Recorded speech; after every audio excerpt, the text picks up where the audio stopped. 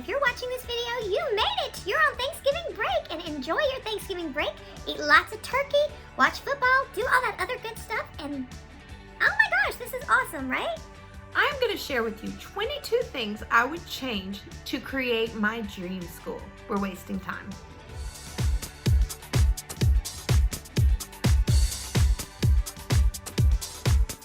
Hello everyone, welcome to my channel, or welcome back to my channel.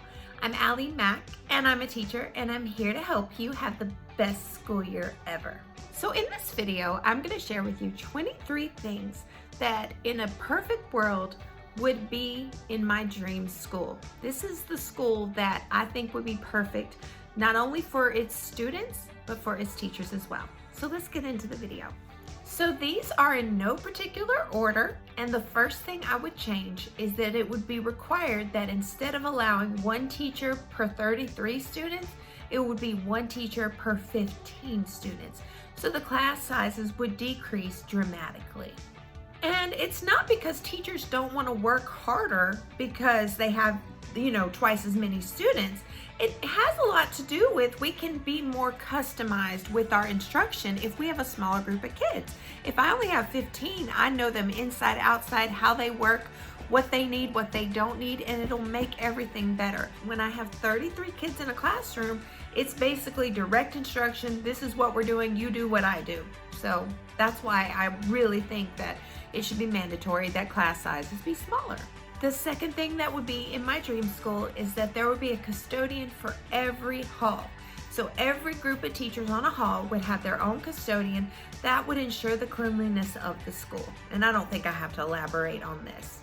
The third thing that I would change is all parents would be supportive of the teachers, and they would teach their children to be respectful of adults and peers.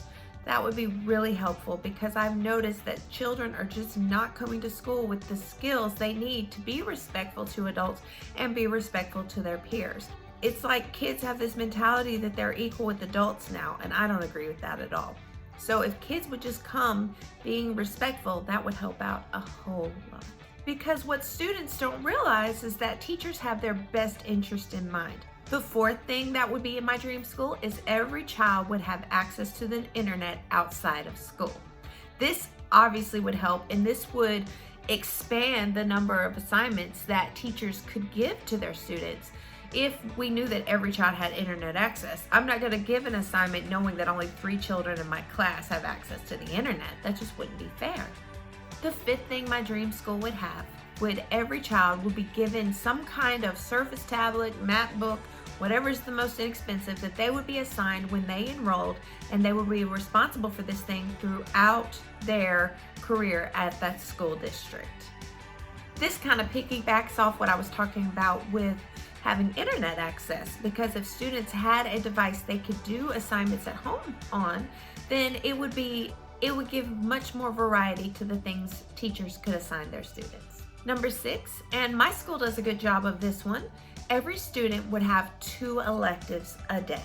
They say that the arts is the one thing that can open up every aspect of a person's mind all at the same time. So allowing students having access to different things like this that they're interested in might make them want to come to school more. I know me personally, I went to high school. When I go to high school, it was because of my art class. I was like, ooh, I need to work on this project. And that was the thing that got me out of bed in the morning, was getting to go to my art class.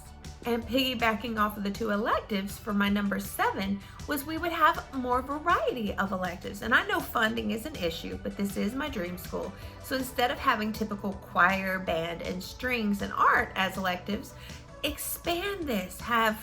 Also PE, my bad. Expand this so you have classes like foreign languages, drama, robotics, journalism, filmmaking, debate, dance, songwriting, creative writing, etc., etc. Just do a survey of the school and figure out what are the students' interests and create electives based around that. The 8th thing that my dream school would have, the cafeteria would offer big, beautiful salads every day. I'm talking about big chunks of broccoli and cauliflower and whole baby carrots with delicious dressing and real bacon bits and just beautiful salads every day. Like if they did the salads right, it would catch on and more kids would be encouraged to eat healthy. And it's good too, right? And then, of course, they would have their other meals that they provide in the cafeteria, but they would include salads daily. And this is the bonus, on Fridays, a different restaurant or local food joint would cater to the school on Fridays. So basically you'd have your Pizza Hut, you'd have your local sushi place, you'd have Taco Bell. A different one of those restaurants would come and cater to the students for Fridays to make it more fun. Which brings me to my number 9. All students and teachers would eat for free. The teachers would eat for free, the students would have to eat for free. No one would have to fill out those lunch forms to figure out if they qualify. Everyone would eat for free. I think that is so important because you know what I've learned? The people that don't qualify for free and reduced lunch, they're the ones that their kids will sit at the lunch table and not eat because they can't. It's like they're stuck in the middle somewhere. They're not poor enough, but they're also not making the big bucks. So they're caught in the middle, and then their kids go to school and they're hungry. Usually when I see a kid not eating, it's because they can't afford to pay for their lunch. And that's just sad. That shouldn't happen, y'all. It shouldn't happen at all. Number 10, the school would staff highly qualified counselors, and lots of them. And these counselors' jobs would not be administrative assistant type work. It would only be to serve students and give these students strategies to either be a better student, to deal with issues going on in their life. They would be there to serve the students. I think that would make a big difference. Because let's face it, a lot of my students are dealing with things that I've never had to deal with. And to deal with it from like an 11 or 12-year-old's point of view, oh my gosh. And these counselors would give them strategies to cope with daily life. And that's really important, don't you think? Number 11, I feel like I'm truly blessed because my administrative team is supportive of me and other teachers. But there are a lot of teachers that are not supported by their administrative team. Just saying, it would be required that all administrators supported their teachers. If they saw they were struggling, give them tools to help, not threaten their job. You know, oh, well, you're just not coming back next year. You know what I mean? So they would support them. They would give them the tools they needed to be a better teacher, give them resources, and not give up on them because we're all works in progress and we don't give up on students. So let's not give up on our teachers either.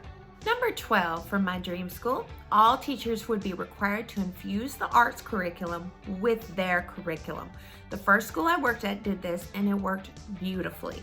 So basically, one lesson a week was infused with either the dance curriculum, the arts curriculum, music, any of those. They infused their standard with, say, their math standard, and they created a lesson for the students. And it was beautiful the way it was done. And I feel like that is why that school has such high test scores that it does. Why can't all schools be like this? I mean, we got to sit down and plan anyway. So why not be a little bit more creative and make it more enjoyable? Maybe make these lessons that we're teaching an experience and not just something we have to get through. Number 13 on this list, students would be required to read a book of their choice for 30 minutes every school day. You have to admit, this is very important. And me, I was a slow reader, not so much like reading the actual calling the words, but comprehending was a big struggle for me. So I learned how to read by reading. And the more kids read, the better their vocabulary, the better their spelling, the better their comprehension. It's just a good idea, and all schools should require their students to read 30 minutes a day during school to make sure they are doing it. Okay. The next piece of my dream school, number 14, would be that study hall would be brought back and required. It would be the last class of the day, and students would be given opportunities to learn strategies to study, because I didn't learn how to study till I got in college. The teachers hosting these classes would help students with their homework and maybe teach them little tricks to memorize different things that they needed for tests. And also, Study hall is important to giving students that have busy schedules time to actually get their work done and have their peers and their teachers hovering and close by just in case they need assistance. plus, this would eliminate the excuse, I didn't know how to do this, so I just didn't. you had a certified teacher with you in your study hall, there to help you. Why didn't you ask for help? So it kind of puts the responsibility back on the students, and it sets aside time that they should be doing this anyway to study, and get their homework done. Number 15, I would eliminate tests completely. And you're probably thinking, what? How are we going to know if they understand? We would have performance tasks instead. So every time a teacher would present her lesson in her unit, instead of giving them a test where they have to mark A, B, C, or D, they would be given a performance task to complete to show that they truly understand. Number 16, students with disabilities, these are the ones that have an IEP or an individualized education plan, would have one of their electives replaced with their own class. Now, the school I work at right now, they already do this, but to enhance this concept, it wouldn't just be like drill and practice like a lot of them are getting. It would be like an enrichment. Yes, it's remediation, but it would be enrichment as well. And this class would be required to go on a field trip at a minimum of 1 per quarter. So they could go on more, but they have to attend at least 1 field trip per 9 weeks so they can really enhance their education and really allow them to explore the world and really visualize it and understand it. Because a lot of times the students with disabilities that I have taught, they're having a hard time connecting it to real life experience. They would get to be in a class that everyone wanted to be in because their curriculum would be enriched, and since they are a small percentage of the school, funding for this would be easier than if they required this of the entire school. Number 17 on this list, and this is probably my favorite, school days would be Monday and Tuesday, Thursday and Friday, and they would attend from 8 o'clock a.m. to 5 o'clock p.m. The 4 days that students attended school, they would have 2 15-minute breaks and a 30-minute lunch break. This is very typical of a normal job. I mean, usually you get an hour for lunch at a normal job like this, but think about it, 8 to 5, 2 15-minute breaks and a 30-minute lunch, that's like a normal work day, right? So why don't we give our students more breaks too? Because I don't know about you, as an adult, I cannot sit and listen to straight up instruction for 2 hours straight. They've lost me. So I feel like if we gave them more breaks, they would be energized and ready to roll. Also, the second break of the day, they would provide healthy snacks like juice, baby carrots, bananas, apples, nuts, things that get them going. Oh, blueberries and raspberries, real brain food, maybe some yogurt. Just give them a healthy snack for the second break of the day. I think that would really help them, and it would get them back into the learning environment.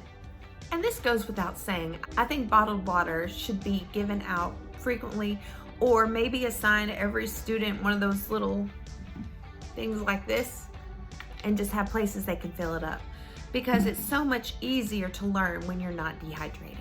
Now, continuing this idea, you're probably thinking, well, what would a normal school day look like if it was Monday, Tuesday, Thursday, and Friday from 8 to 5?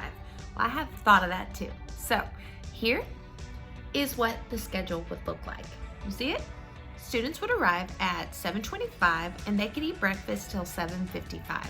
And breakfast would be free, just like the lunch would be free.